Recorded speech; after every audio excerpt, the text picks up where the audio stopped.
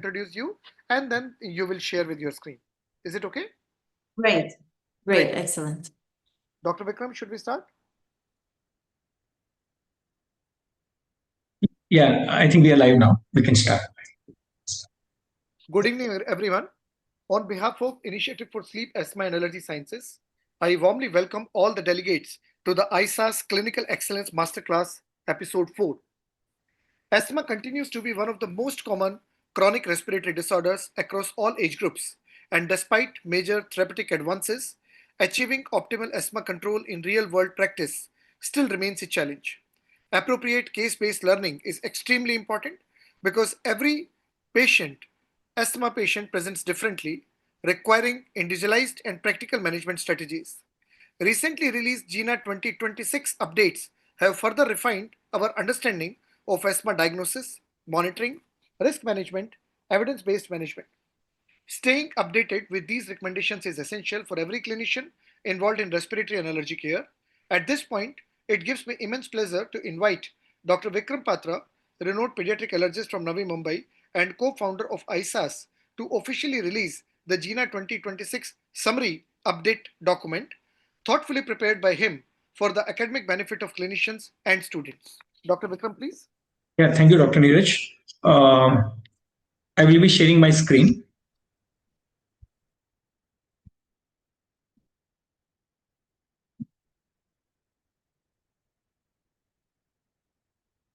So basically, like every year, we have GINA 2026 this year also.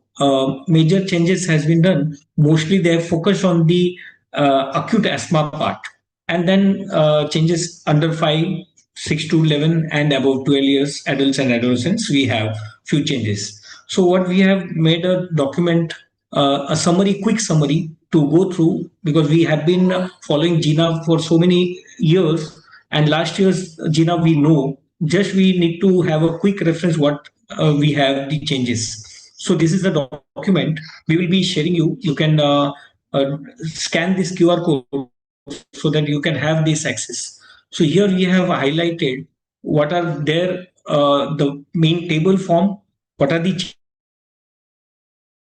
changes produced, and they have highlighted or insisted on using certain tools.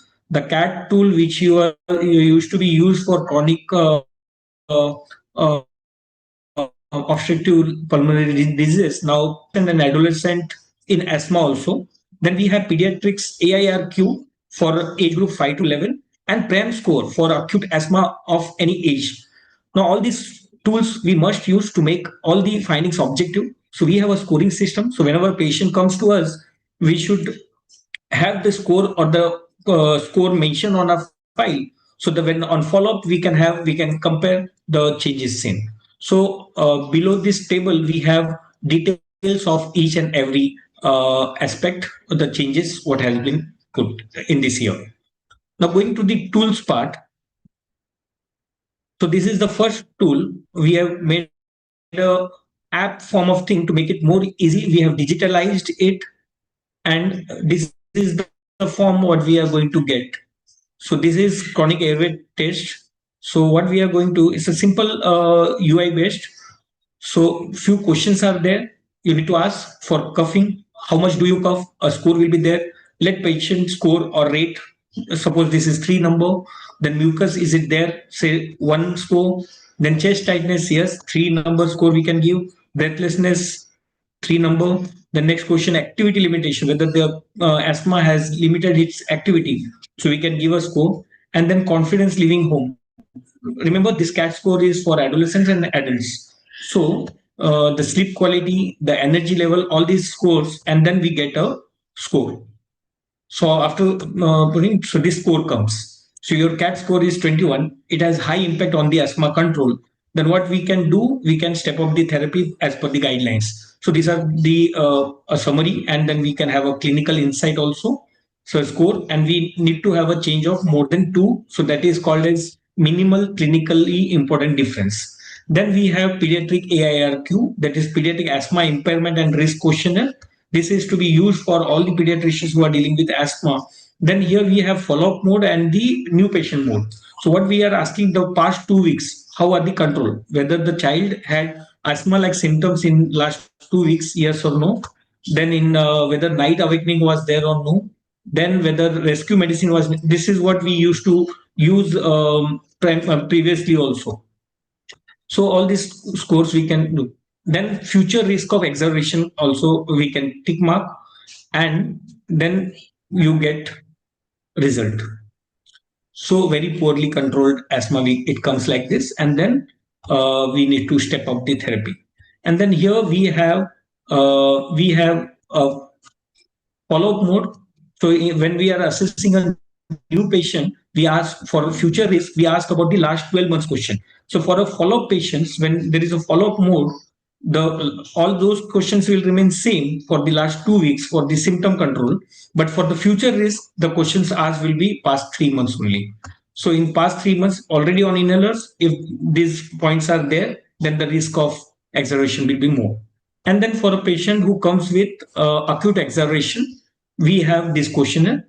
So all these questionnaires, now the saturation, Dr. Sara is going to speak on this point also. The oxygen saturation, the cutoff is now 92%. Suprasternal retraction present, scalene muscle contraction, air entry decreased, and wheezing, inspiratory, expiratory, whatever is there, we can. So PRAM score comes. So we can save this score. And after acute management, so this timer is set on. After 20 minutes, we can reset. The timer will start and then reset again. The next question, next values will be there, and then so that we can see the visual changes in the PRAM score when we are managing a patient with acute exacerbation. So all these score systems we have in our this QR code. So this PDF file will be there. You can scan on this code. You will get these all tools for you for your daily practice. Thank you. Hand over to Dr. Neeraj.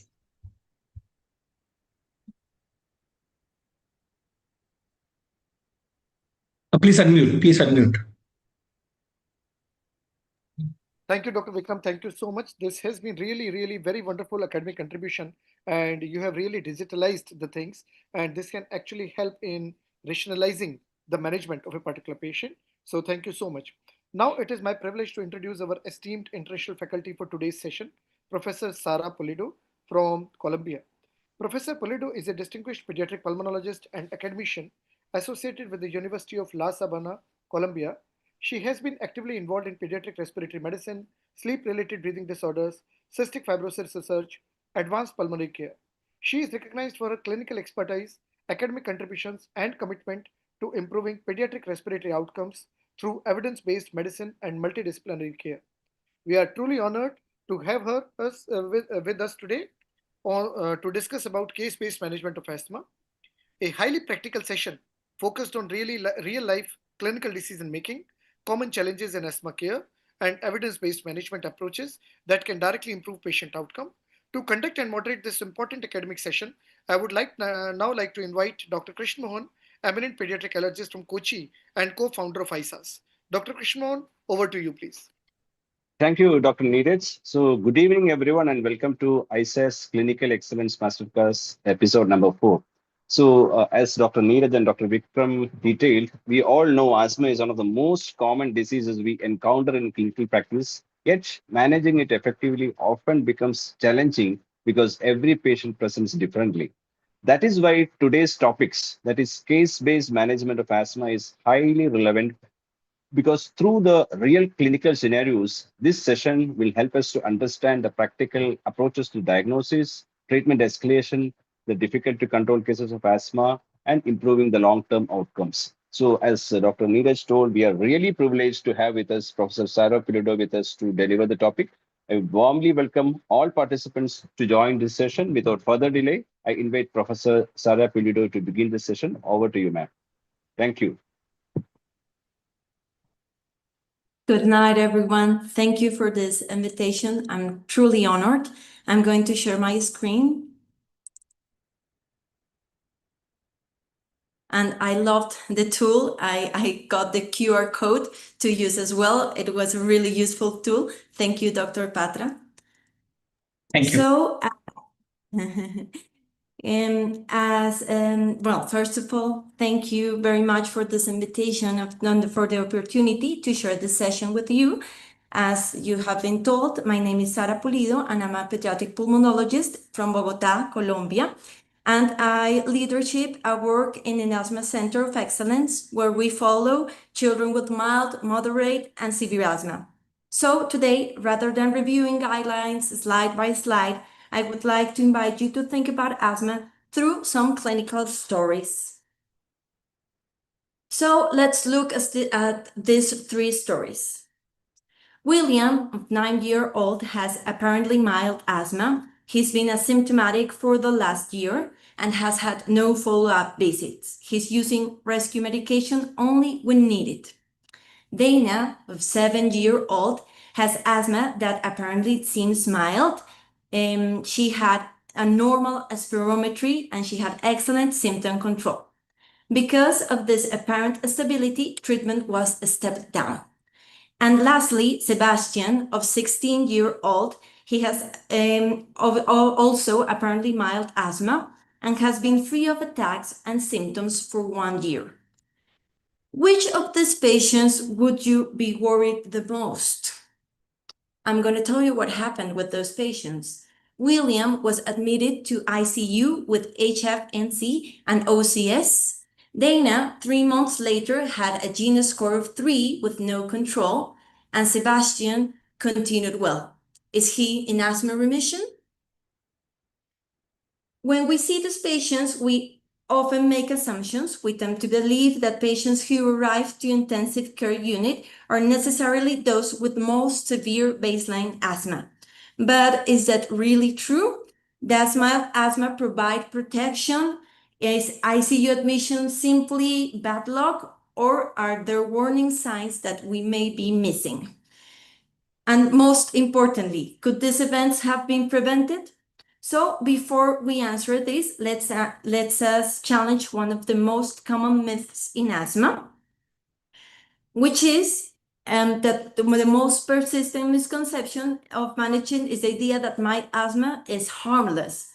But the evidence tells us something very different. Mild asthma is extremely common.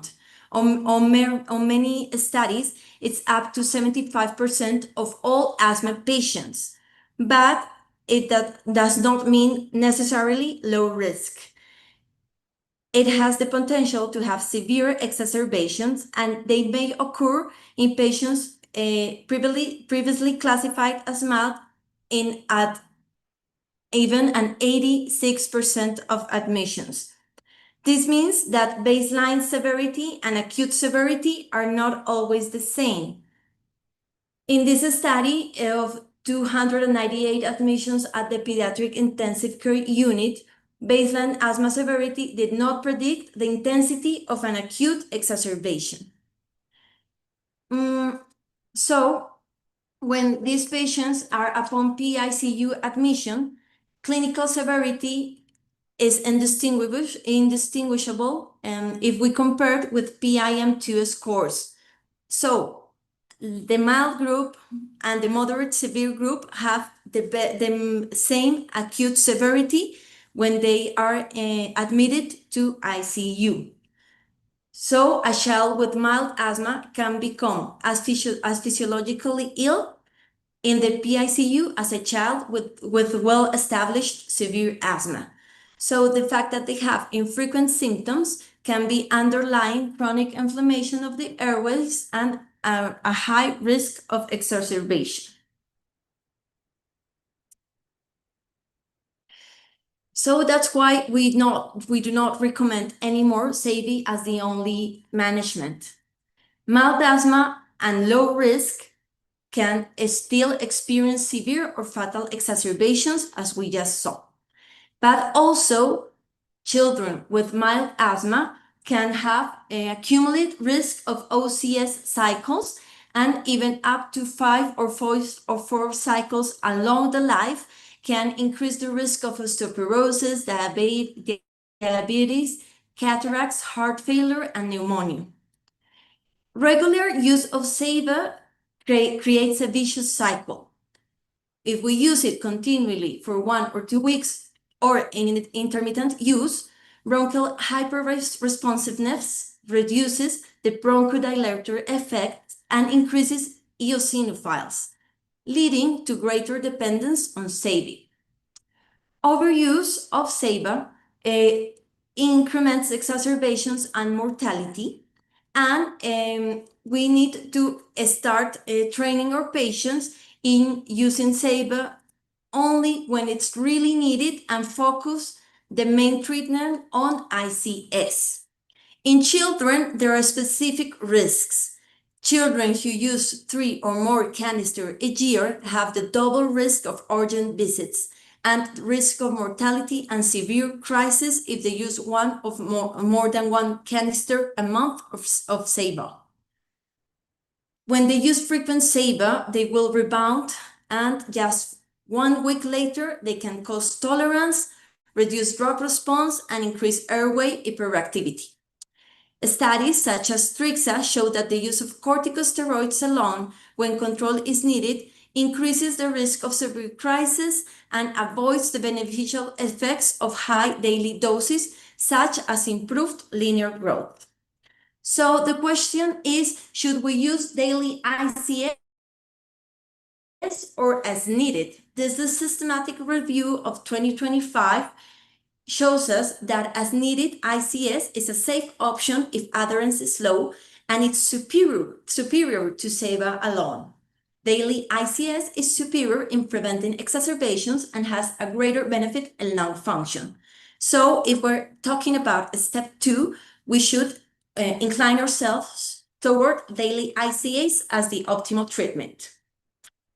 And that is what this slide of the GINA tells us.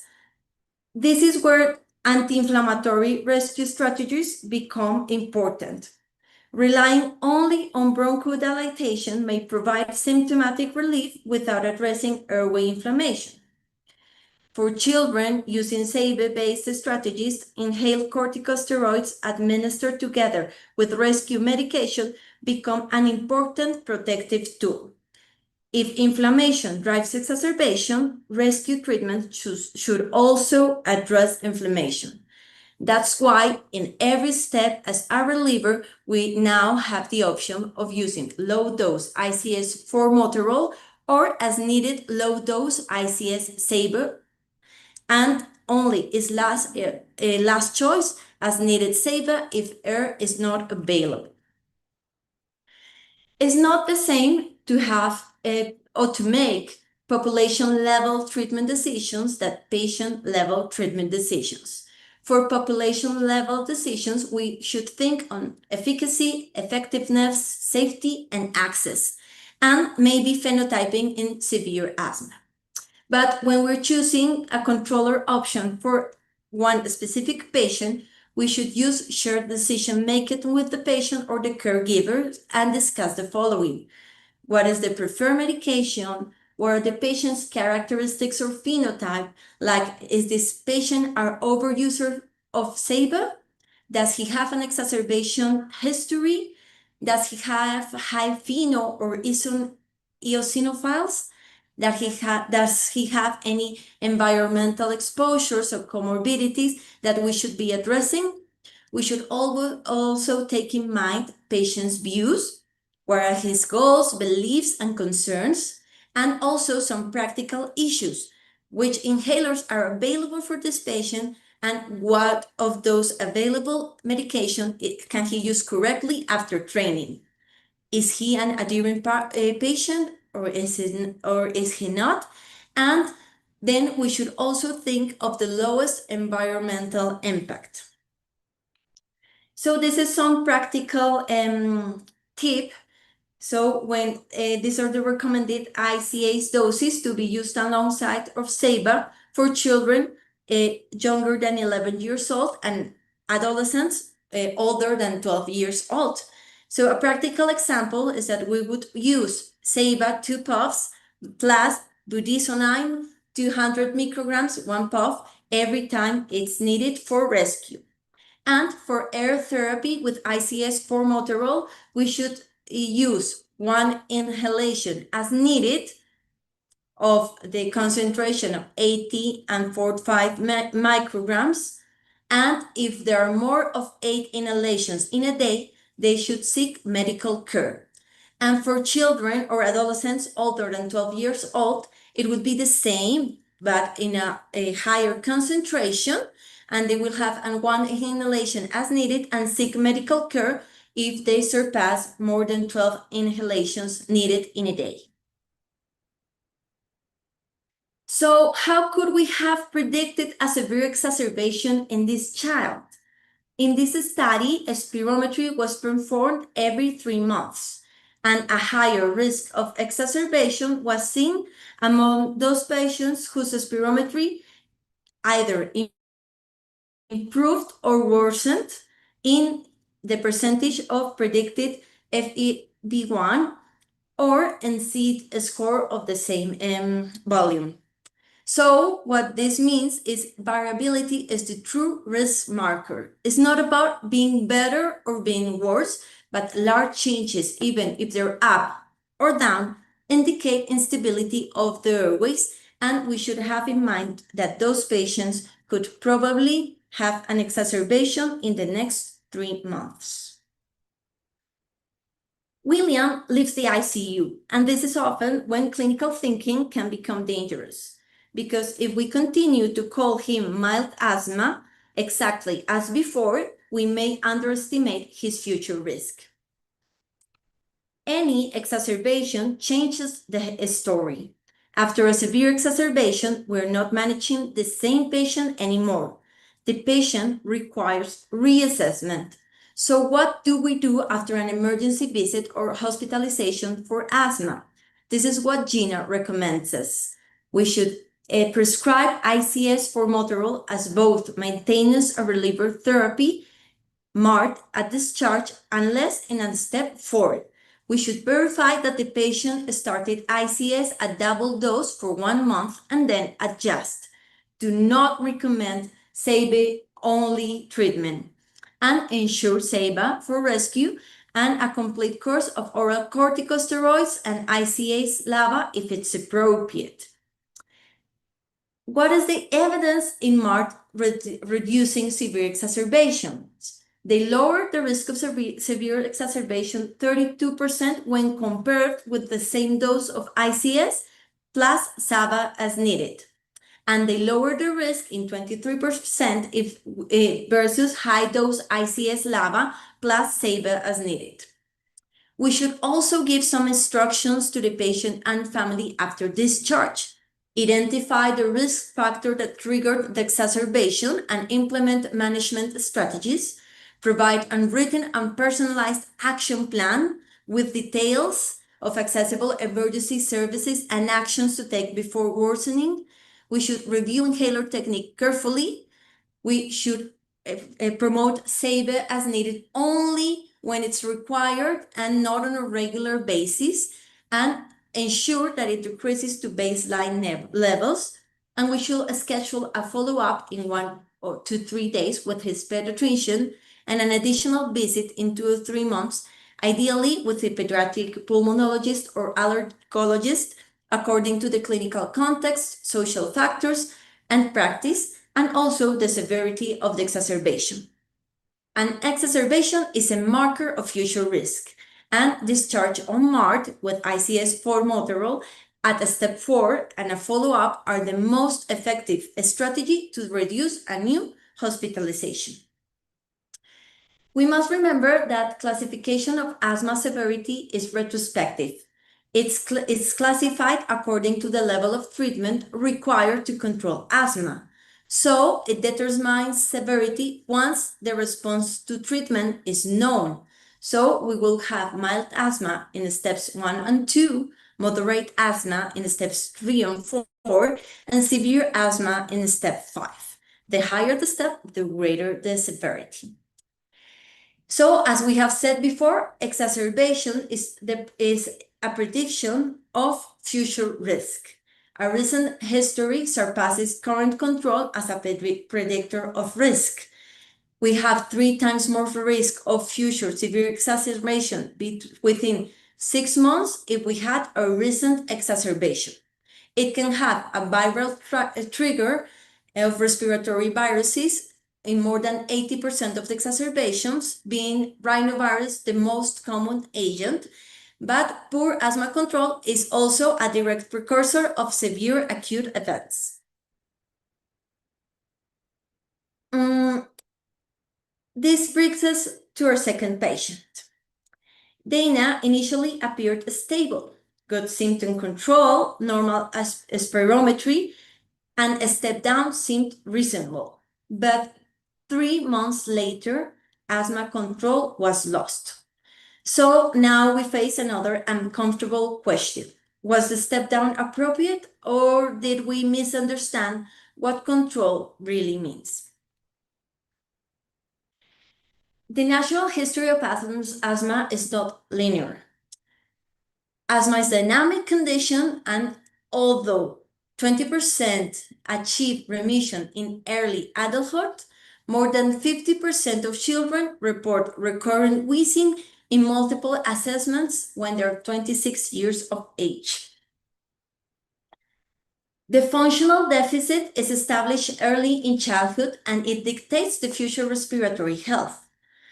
Airflow obstruction in childhood implies persistence through life. Those with low lung function tend to remain so from early childhood into adulthood. For each 10% increases in basal FEV1 over CVF ratio, it increases the possibility of remission with an OR of 4.6. So our first lesson will be to not rely only on clinical control to reduce treatment, and review the last year to determine therapeutic reduction. Were there any relevant crises? How was the lung function? But not only in one medication, but in sequential spirometries. And how was the control of the last 2 or 3 visits? The reality is that children can relapse on a 12 to 13%. We look like if there were clinical remission, but then we have a patient who has hyperactivity and airway hyperresponsiveness, and then they relapse.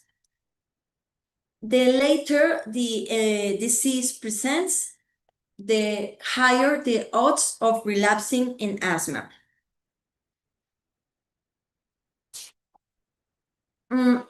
So let us return to Dana. At first glance, everything looked reassuring. She had symptom control, lung function appeared normal, and treatment step down seemed clinically reasonable. Yet, only few months later, control was lost. And this situation is probably familiar to many of us because sometimes we step down therapy based on what appears to be a success, only to discover later that the disease was not truly stable. So what happened? Why did a step down fail?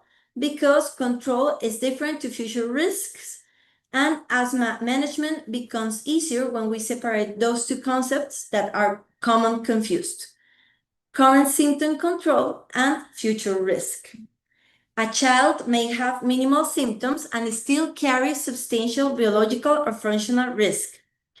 Similarly, apparently normal spirometry does not necessarily guarantee long-term stability. And this distinction is extremely important when we are considering a step-down therapy. Good control today does not always mean low risk tomorrow. And this changes the way we think about mild asthma. So now, how do we choose or step up treatment again? How do we choose an inhaler device? So we must take in account this GINA's recommendations. So for this patient, which is the right class of medication, considering exacerbation risk, symptom control, adverse effects, and for these medications, which inhaler are available for these patients, which of these inhalers can the patient use correctly after training, which of these inhalers has the lowest environmental impact, and if the patient in the follow-up is satisfied with his medication. So to choose, we would have to do, in this case, a symptom approach. If our patient is in GINA 3 and she has symptoms most days or waking at night once a week or more or low lung function, then we should go on a step 3, low dose ICS LABA or medium dose ICS plus as needed ICS SABA, or low dose SMART with ICS formoterol, which is what we did with this patient.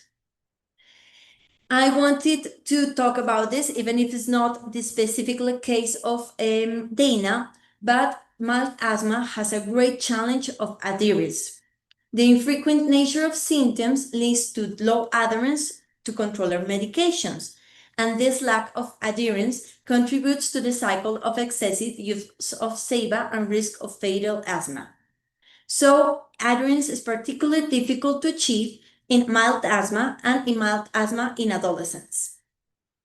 Patients can lower their treatment adherence over time to less than 25% in 12 months when they are diagnosed with mild asthma.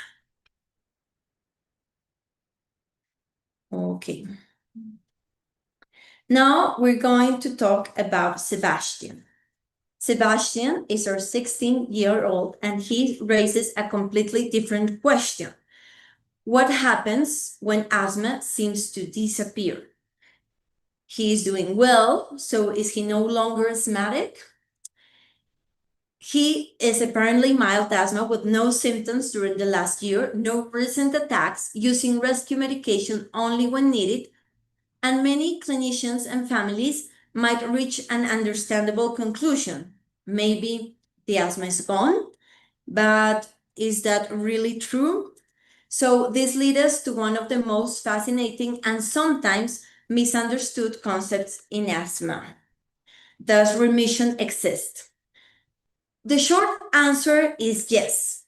And particularly in childhood asthma, some patients may experience prolonged periods without symptoms or exacerbations. Lung function may normalize, medication requirements may decrease, and daily life may become completely unaffected. But this is where we must be careful because remission is not necessarily cure. To achieve complete remission, not only total absence of symptoms or exacerbation, we have to also achieve 3 functional pillars that be normalized completely: lung function, bronchial response, and inflammatory markers. The probability of spontaneous remission decreases dramatically with age. Preschool children with wheezing achieve remission before age 6 in a 59%. But children with persistent wheezing at the age of 9 will achieve remission only in 15% when they get to young adulthood. What are the clinical profiles to have a greater probability of success of achieving remission? Less frequent or less severe episodes, and normal lung function or progressive improvement in lung function, and lower bronchial hyperreactivity. And the lower probability will be in those patients who have atopy and family history of allergies, late onset of symptoms, wheezing without infectious triggers, and exposure to tobacco smoke. Longitudinal studies have given us an important message. Even patients with remitted childhood asthma may show differences in long-term lung function trajectories. The work by Mura and colleagues is particularly interesting. They found that adults with a history of remitted childhood asthma experienced a faster decline in lung function compared with controls, even after adjusting for multiple variables. So remission may represent clinical silence, but not always complete biological resolution. And this takes the conversation we have with the families to examine how habits in the life of the children can accelerate decelerate lung function. So smoking and sex and body composition may influence on lung function evolution. A history of asthma itself carries prognosis information. So the message is not that remission isn't safe, it's that remission is an excellent outcome, but remission deserves follow-up. Our goal is not merely the absence of symptoms, but we have to also care about preserving health, preserving lung growth, preserving function, and preserve stability. Remission is not cure, but asthma can reappear later in life. Having accelerated decline of lung function, structural limitation, and airflow limitation in later life, so they need a follow-up protocol ongoing not only on clinical symptoms, but on functional monitoring. We would like to think that if we start ICS earlier in life, we would have greater odds of remission. The truth is that continuous ICS treatment in children has clinical immediate benefits, dramatic reduction in symptom burden, fewer school absences and hospitalizations, and tangible improvement in quality of life. But there is no empirical evidence that early interventions directly increase the rate of long-term spontaneous remission. The biology is very important on the pathway of each child. Now, why do we use formoterol? We use it because it has rapid onset, acts in 1 to 3 minutes. It has a therapeutic window that keeps the airway open for a longer time and has proven as a good maintenance and rescue therapy. This is only with this LABA. We should not use other combinations of ICS with or other LABAs as salmeterol for rescue. There is a long trajectory of consolidated evidence with the studies of Sigma, Novel Start, and Practical. Even though they had different endpoints, they all talk about key benefits in reducing the risk of exacerbation and reducing the average dose of ICS a day. They have greater benefit when we compare them to SAVA alone and produce protection during periods of high use of rescue, contrary to SAVA alone. So GINA has the summary of key changes in steps 1 to 4. In step 1, there are new evidence of anti-inflammatory reliever therapy with as needed combination, not only with ICS formoterol, but with ICS SABA with the Batura study. And it's included across all steps. A single medication, single dose, and single inhaler device across all steps is the preferred approach, which is ICS formoterol. But now we have other safe and proven alternatives. Now we don't worry about maximum dose, but we worry seeking medical help when we get to 8 or 12 puffs of reliever therapy. This is just what I told you before, sorry. And this is now how we should name it. We should use one inhalation as needed of air therapy until we get to 8 or 12 inhalations, and then we should seek medical care. Okay, so how should we monitor this patient? Mild asthma or apparently remitted patients still deserve comprehensive assessment. We begin with symptoms, daytime symptoms, night symptoms, exercise limitation, rescue medication use, and exacerbation history. But this is not enough. We have to also monitor lung function because it adds another layer. So we should have spirometry at diagnosis, after any treatment modification, and periodically over time. and sometimes we will need to complement it with iOS or phenol. Minimal symptoms do not always equal normal physiology. We should also review at each visit inhalation technique and actual medication use, and if there is inhaler availability. Although the patient may perceive themselves as well, they can be still poorly controlled. And as I said before, minimal symptoms do not equal normal lung function. We should always monitor exacerbations, recording cycles of systemic corticosteroids, emergency visits, and hospitalizations.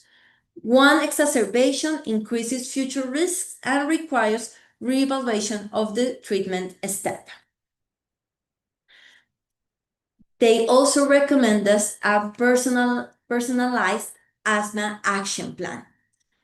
In asthma emergency, in patients using ICS for Motorol, we should indicate one inhalation every 1 to 3 minutes, up to a maximum of 6 inhalations on a single occasion. If there's only albuterol available, they should take 4 puffs as often as needed until help arrives. I would like to sum up this clinical case talking about what is then asthma remission, that is a state which the signs and symptoms are absent or minimal, with stability over time and no exacerbation despite reducing or stopping treatment. So it implies absence or minimal daytime and nighttime symptoms, no limitation in daily activities or exercise, no exacerbation require urgent visits or hospitalizations, and normal or near normal lung function. How do we achieve remission? With optimal and sustained control that includes adherence to long-term treatment, personalized treatment adjust to phenotype, severity, and control with a regular follow-up under medical supervision, avoiding triggers and allergens known for each patient, having a healthy lifestyle that includes regularly exercise, balanced diet, adequate sleep, and stress management, the management of comorbidities such as allergic rhinitis, sinusitis, reflux, obesity, sleep apnea, and anxiety and depression, which affect asthma control. Asthma control assessment and timely treatment adjustment with regular monitoring will make remission possible when it's integrated and with sustained care. We will now talk about Daniela. Daniela is an 11-year-old girl whose asthma is not going well. So up to this point, we have discussed mild asthma, instability, and remission. But asthma also has another phase, a phase that is biologically complex, clinically demanding, and sometimes difficult to control. As I told you, Daniela is a girl who's 11 years old, and unlike Sebastian, her asthma is not going well. Symptoms persist, control remains unstable, and despite treatment, something still feels unresolved. I suspect many of you recognize this patient, the child who does not fully fit the expected trajectory.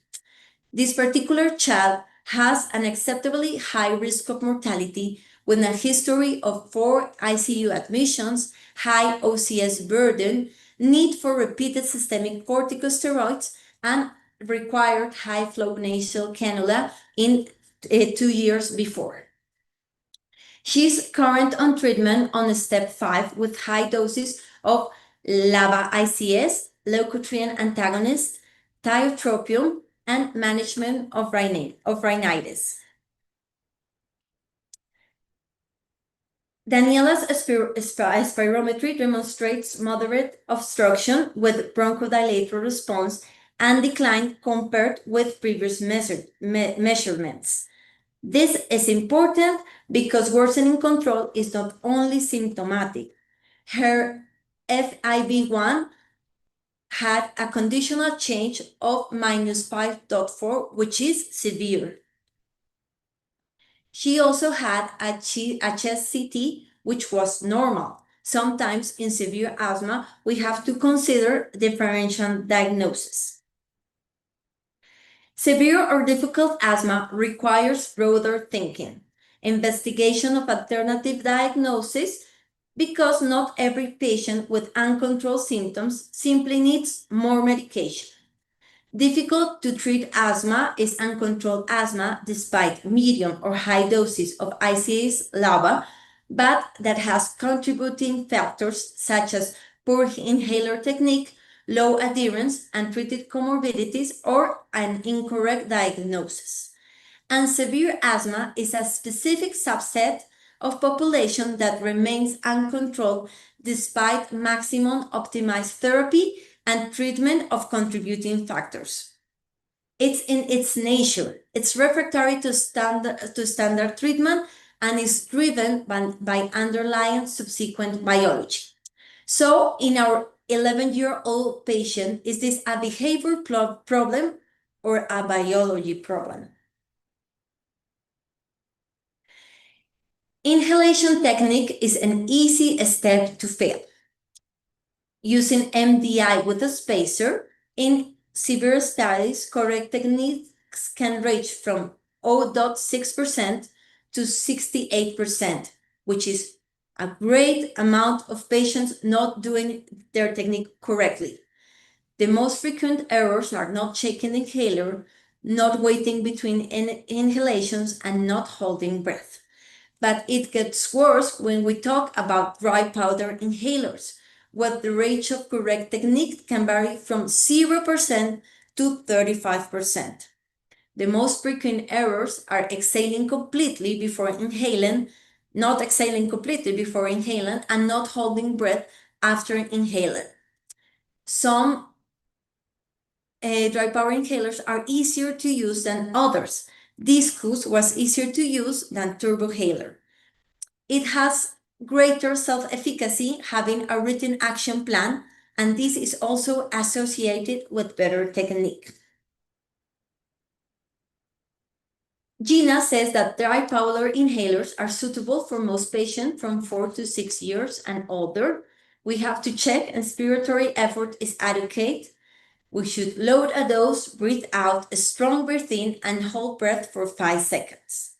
In PMDI, single breath and breath hold is a preferred normal method, with or without a spader, for adults, adolescents, and children from 6 to 11 years old. They should also breathe out first, then actuate once, a slow breathing, and hold breath for 5 seconds. And then we have tidal breathing with a spacer. This is good for severe exacerbation or for young children. We should only use a face mask if the patient can't use mouthpiece, like elderly, frail, or very young children, and deliver one puff at a time with 5 to 6 breaths after each puff. We should also check PMDI immediately before each actuation. Some PMDIs are formulated as suspensions and some as solutions. So some should be shaken and some should not. But to avoid confusion, we should train the staff and patients to shake every PMDI immediately before each puff. So, better technique is associated with better asthma control, fewer emergency visits and hospitalizations, fewer symptoms and school absences, greater self-efficacy, knowledge, and quality of life, and there's a direct link between technique and better clinical outcomes, though there are a small study and no sufficient evidence.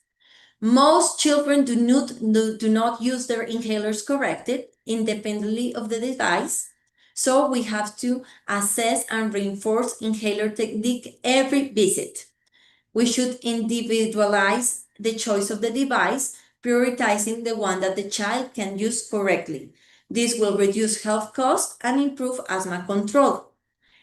In 17 studies, the impact of educational interventions showed that it improved significantly technique, independently if it was done by a doctor, a nurse, a pharmaceutical technician.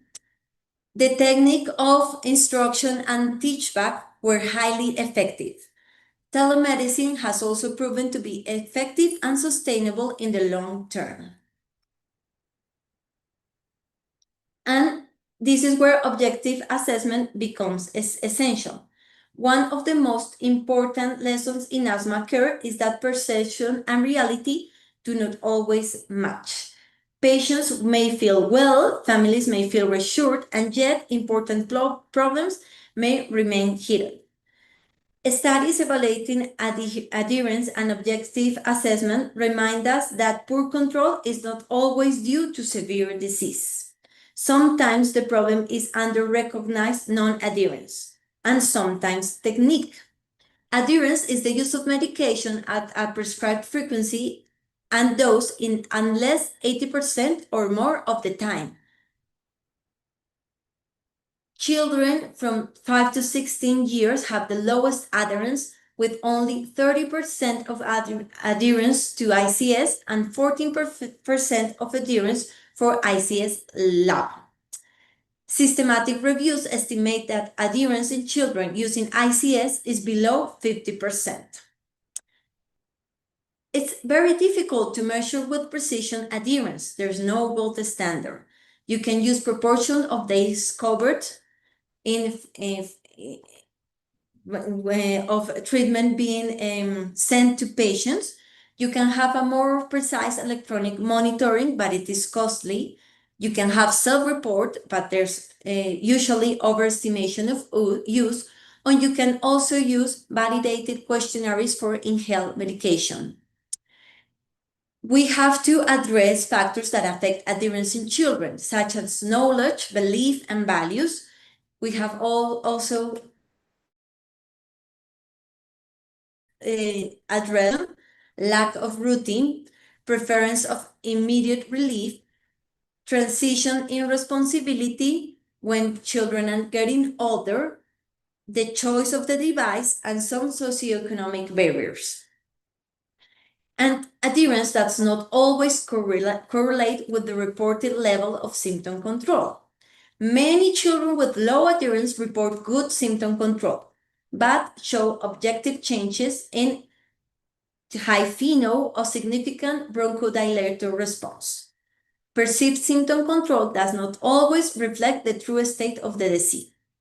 Low adherence is associated with greater bronchial instability and inflammation. Children with less than 50% of adherence show higher frequencies of bronchodilation response, more than 12%, and higher FeNO levels. These patients are likely undertreated and may benefit from interventions aimed at improving adherence. But lung functions changes do not differ significantly across different adherence levels. No significant differences were found in FEV1 or FEV1 over FVC ratio across quartiles. So there are great heterogeneity of the pediatric asthma phenotypes, and it's sometimes hard to differentiate on those which really need a step-up treatment or are actually ready for a step down. Personalized strategies are required. So this study of Paracha reinforces the idea that management of childhood asthma should be individualized, with objective data as FeNO, spirometry, bronchodilator response, assessment of therapeutic compliance, and perception of symptoms. This will allow for more precise and effective treatment plans, whether it be a step up or a step down as appropriate. The use of objective tests in primary care enables to identify children with poor control despite good adherence and detect children with good lung function and poor adherence that are candidates for treatment de-escalation. An RCT with audiovisual reminders improved adherence for 36 to 80% and reduced asthma morbidity, even though the inhaler technique was not evaluated. Asthma rarely travels alone, and this is especially true in difficult to control disease. Rhinitis, sinusitis, obesity, sleep problems, reflux, atopic disease, and psychological burden are conditions that interact with asthma in dynamic ways. Sometimes we call it uncontrolled asthma when it really we're observing uncontrolled multimorbidity. And this impacts on control and costs greatly. The impact of multimorbidity goes beyond symptoms. It affects control, quality of life, healthcare utilization, and economic burden. Patients with multiple comorbidities consistently show worse asthma outcomes and greater treatment complexity. And sometimes increasing inhaled therapy alone cannot solve the problem because the disease we have is broader than airway inflammation alone. So in these national health surveys in the US with more than 10,000 children, 87% of children with asthma had one or more comorbid conditions versus 65% of children who who did not have asthma. So in going back to Daniela, technical assessment and adherence was validated with confirmed diagnosis. She had typical symptoms and demonstrated reversibility. We assessed technique verified exhaustively in the Asthma program, which is our program. We assessed adherence, consistent use of confirmed medication, and she had a good management of her comorbidities, which in this case was concurrent rhinitis. Having optimized all these modifiable factors, the diagnosis of severe asthma is definitive, and the lack of control is due to the inflammatory pathway.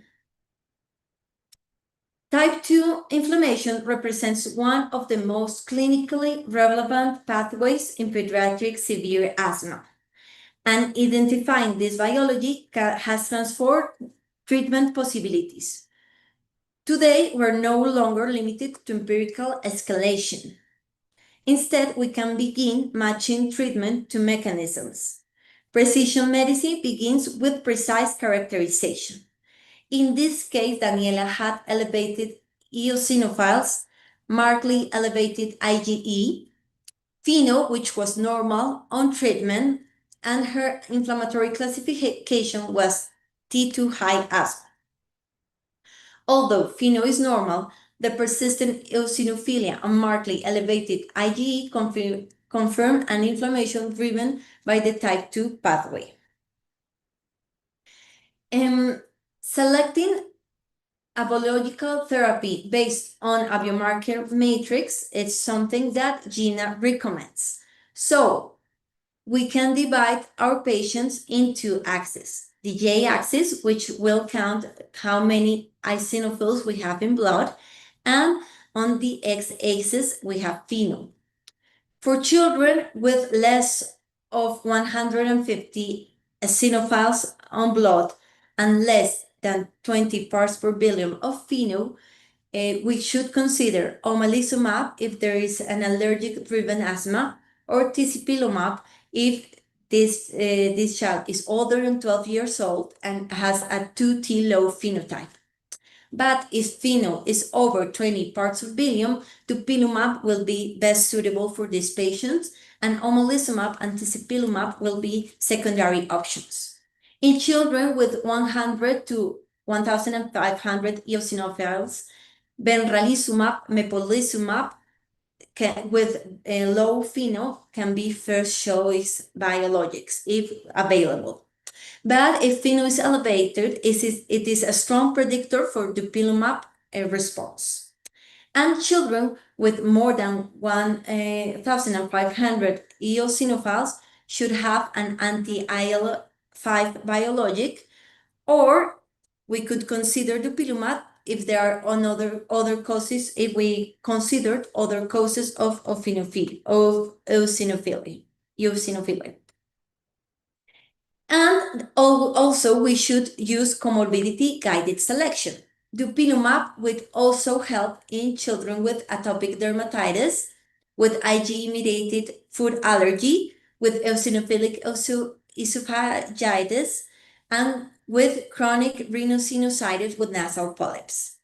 Omalizumab will also help in atopic dermatitis, but in chronic spontaneous urticaria and chronic rhinosinusitis with nasal polyps. And mepolizumab will help in children with chronic rhinosinusitis and chronic spontaneous urticaria.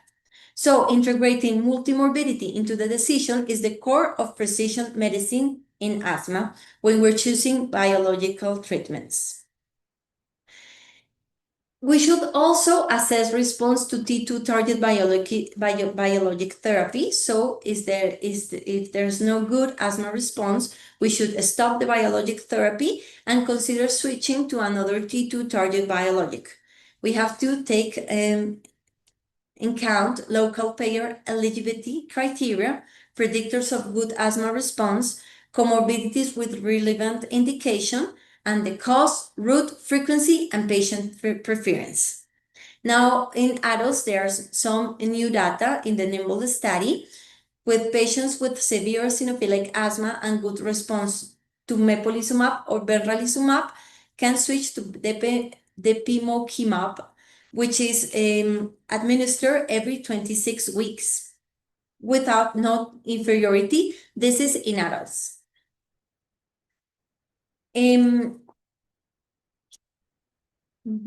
Dupilumab targets a central pathway in type 2 inflammation, specifically in IL-4 and IL-13 signaling. These pathways contribute not only to airway inflammation, but also to mucus production, hyperresponsiveness, and broader allergic disease. Our patient has had severe T2 high asthma. She was allergic and eosinophilic. She had more than 150 cells by microliter, and she had optimized a step 5 therapy. So we selected dupilumab.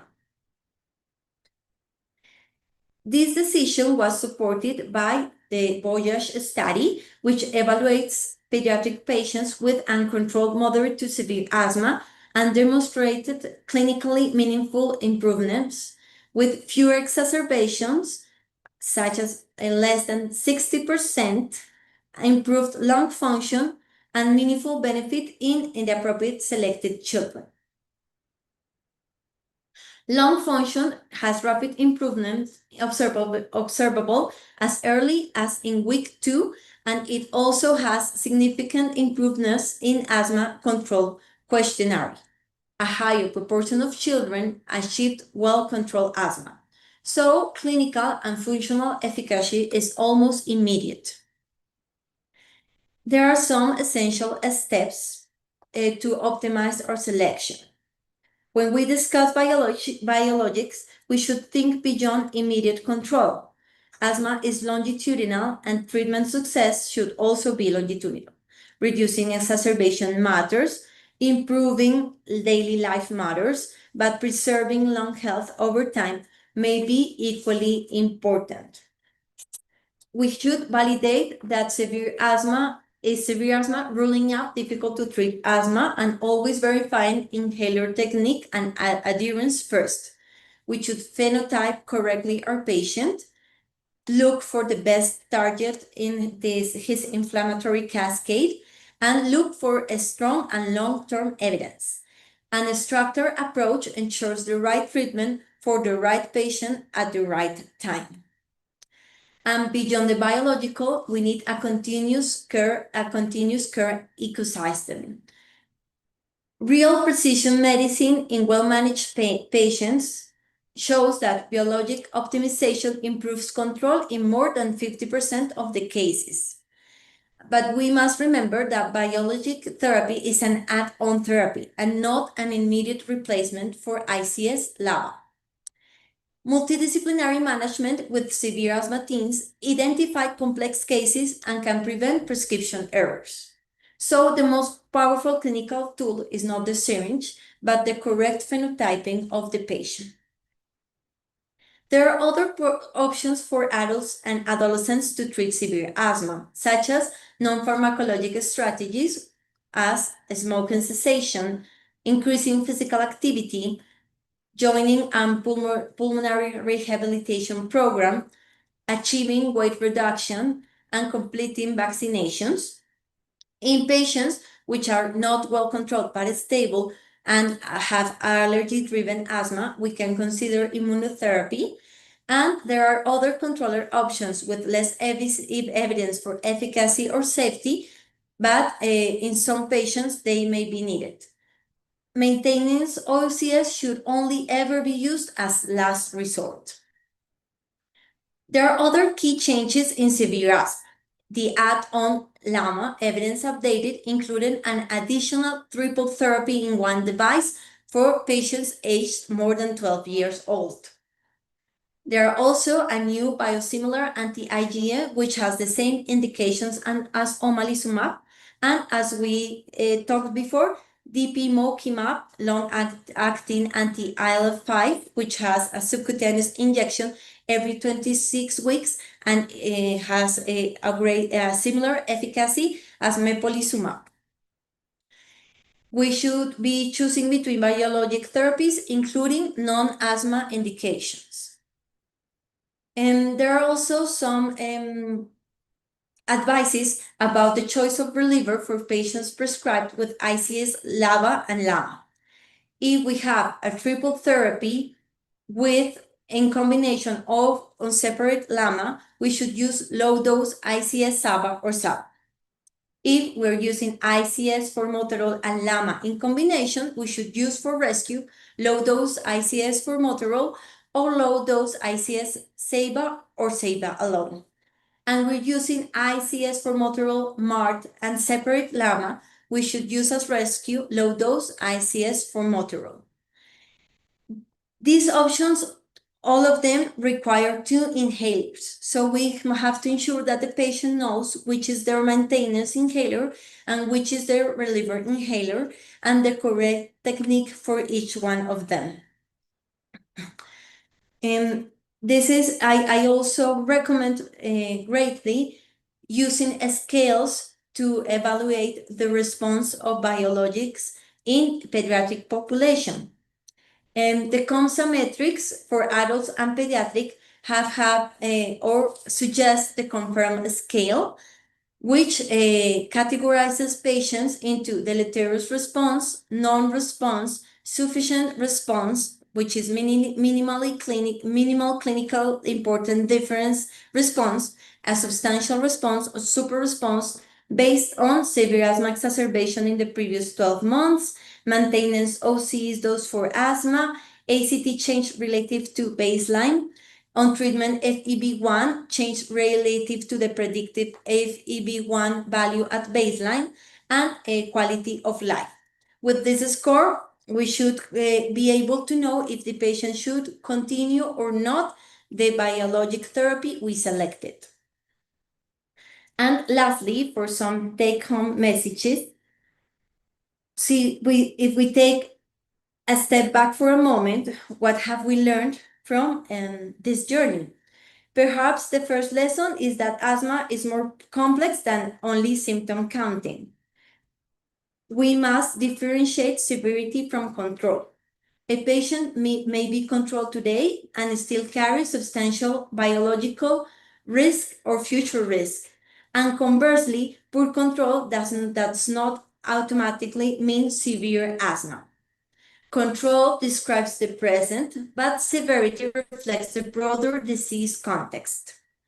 And this naturally leads to our second message, which is achieving symptom control is important, but symptom control is not the end of the story. Future risks still matter: exacerbations, lung function decline, and persistent inflammation and biological activity.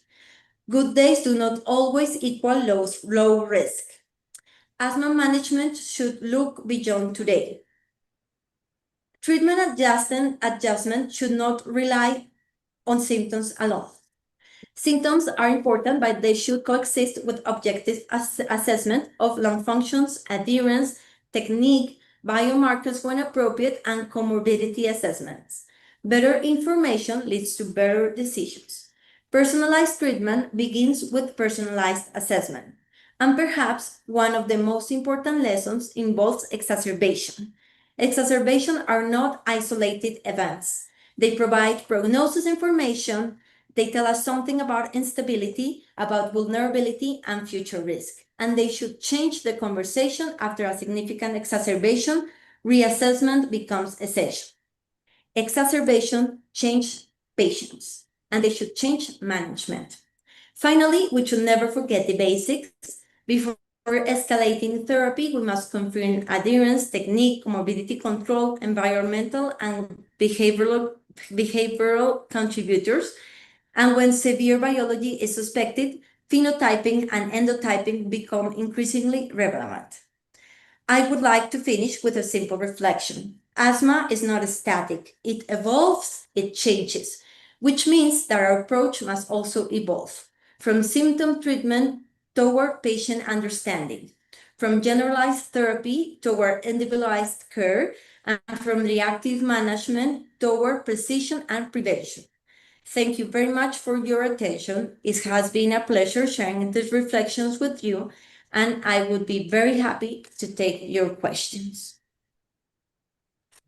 Thank you so much, madam. That was an excellent session, and that was very comprehensive, and especially your slides were looking really wonderful.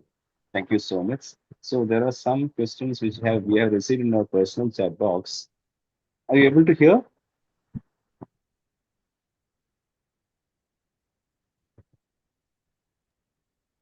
Sarah, can you hear us? Sarah, I hear you, but very in a very low tone. I don't know if you can maybe speak a little louder. Is And now I do is it not hear audible? anything. Oh, yeah.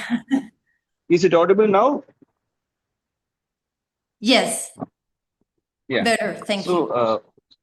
Okay. So regarding allergen immunotherapy, we know the house dust mite immunotherapy. What is your personal experience, and how often you start AIT for asthma? I think in allergy-driven asthma, it's essential, but we must first achieve symptom control and lung function stability. But if we want to achieve remission in allergy-driven asthma, this must be considered an as important pillar of the biology path of the patient. So we first achieve control. If this control needs biologic therapy, we will initiate biologic therapy. But after that, if it's an allergy-driven asthma, we'll always consider IV therapy. So regarding the under 5 age group, the less than 5 age group, so as of the guidelines, we are not supposed to use the long-acting beta agonist, the LABAs. But have you used it off-label? Yes, I think when we work with severe asthma, we will use off-label long-acting. No, no. Even in India, sometimes we may be using. So I just wanted to know your question. Yes, we use it, and I think the most important thing to have in mind is that we know it's the correct diagnosis, that we're not missing out any comorbidity. And when we see studies, there are studies that include a small population, and they're mostly safe. And I think safety is the question we should ask ourselves when we are addressing off-label treatments. But yes, I do use it as off-label sometimes. There is one question in the chat box. What is the scope of oscillometry in the pediatric age group? Sorry, can you Impulse repeat that oscillometry. question? What is the scope of impulse oscillometry? Oh, we use it a lot here. We use impulse oscillometry in all children under 5. And we also use it when we want to address the small airways. So sometimes we have children that have normal spirometries, but we suspect that there's a small disease still affecting the pathway of the asthma. So we address them by impulse oscillometry. And we also use impulse oscillometry with exercise challenges or with methacholine challenges when we want to be sure of the diagnosis, especially in under 5s or those children who have difficulties performing an spirometry. Dr. Neeraj, your comments? I think it was really a wonderful session, and I was really means like highly impressed by the quality of the slides and the quality of the talk and the way you have really converted the entire talk into the clinical scenario. And not only the clinical scenario, you have given the real evidences to everything. You have really explained that why this particular thing is important, this is not important, and which particular study is supporting it and which is not supporting it. So I think what I understand is that asthma itself is a big subject and GINA itself is a big subject. So we need to have more such sessions, and then only we will be able to better interpret it. But definitely, it was a wonderful session, Sarah. Thank you so much for doing it for us. Thank you once again. And I will share all these QR codes which have been made by Dr. Vikram to you on your email also. So, and we would love to hear your feedback by using these QR codes in your practice and hope for future collaborations. Thank you. Thank you so much. I was delighted to be sharing this with you. And yes, asthma is such a broad theme, and guidelines are so big that we can't address everything in one um, position. But I'm glad you liked it, and I will be looking forward for the tool because I will use it, and I hope it does make it easier to collaborate with between countries. Sure, I am sure, so pleased you took my name in mind. sure. Thank you. You. Thank you. Thank you, Bye Dr. bye.